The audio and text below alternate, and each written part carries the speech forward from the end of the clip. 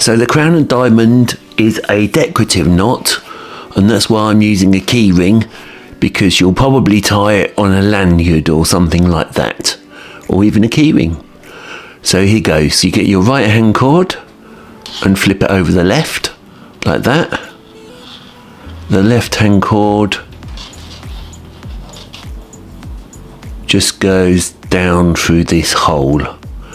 So it's just like you're tying your shoelaces, like that. Nice and easy so far. And now this cord here that's gone down goes behind the knot, like that. And this other cord goes in front, like that. Okay.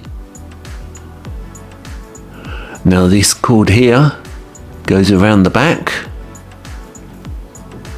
and up through the knot, and this cord goes around through the front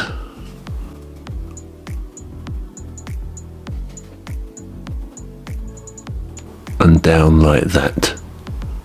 Okay. And now you'll see you've got like two shoulders at the top. So this cord here on the right goes behind and up through that shoulder hole there. Shoulder hole, I don't know what you call it. And the other cord goes down through the hole like that. Okay.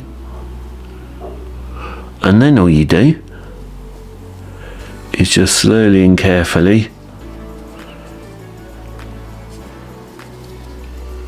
pull it together.